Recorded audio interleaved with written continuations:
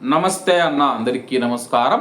కువైట్లోని ఒక money exchange కంపెనీలో ఒక ప్రవాసుడు దొంగతనానికి అయితే పాల్పడ్డాడనమాట.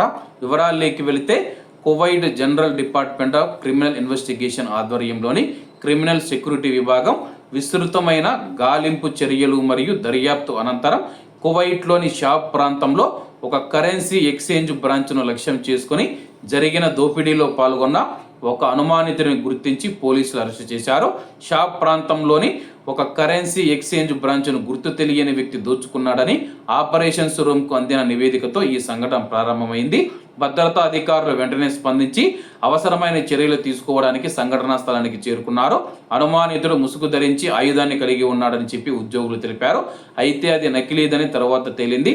అతని వద్ద పెట్రోల్ ఉన్నట్లు అనుమానించబడిన ఒక కంటైనర్ను కూడా ఉందని చెప్పేసి అనుమానితుడు సిబ్బంది ప్రాంతంలోకి ప్రవేశించే ముందు పలువురు ఉద్యోగులను బెదిరించి దాడి చేసి వివిధ కరెన్సీలలో సుమారు 21,000 దినార్లను దొంగిలించి అక్కడి నుంచి పారిపోయాడు.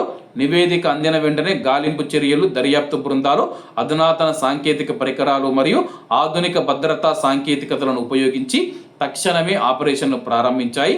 అలాగే విస్తృతమైన దర్యాప్తు మరియు ఖచ్చితమైన సమాచారంతో నిందితుడిని అరెస్ట్ చేశామని చెప్పేసి అరెస్ట్ అయిన నిందితుడు ఒక ఫిలిపిన్ జాతీయుడిని చెప్పేసి అధికారులు తెలియజేశారు. అలాగే అతన్ని అరెస్ట్ చేసి చట్టపరమైన చర్యల కోసం సంబంధిత అధికారులకు రెఫర్ చేశామని చెప్పి ఇలాంటి నేరాలకు పాల్పడడానికి లేదా ప్రజా భద్రతకు భంగం కలిగించడానికి ప్రయత్నించే ఎవరినైనా సరే తాము అప్రమత్తంగా ఉంటామని చెప్పి మినిస్ట్రీ ఆఫ్ ఇంటీరియర్ పునరుద్ఘాటించింది. ప్రస్తుతం కువైట్లోని ఆల్ షాబ్ ప్రాంతంలో ఒక మనీ ఎక్స్చేంజ్ కంపెనీలోకి ఆ యొక్క ఫిలిపిన్ వ్యక్తి డమ్మీ తుపాకీతో బెదిరించి అక్కడ ఉన్న 21,000 దినార్ల విలువైన వివిధ దేశాల కరెన్సీని అయితే దోచుకుని వెళ్ళడం జరిగింది. అయితే సీసీటీవీ కెమెరాలు అలాగే టెక్నాలజీతో అయితే అతన్ని ఖచ్చితంగా అయితే పోలీసులు పట్టుకుని అరెస్ట్ చేశారు. కాబట్టి అందరూ బాగుండాలి, అందులో మనం ఉండాలి. అందరికీ నమస్తే అన్న, జై హింద్.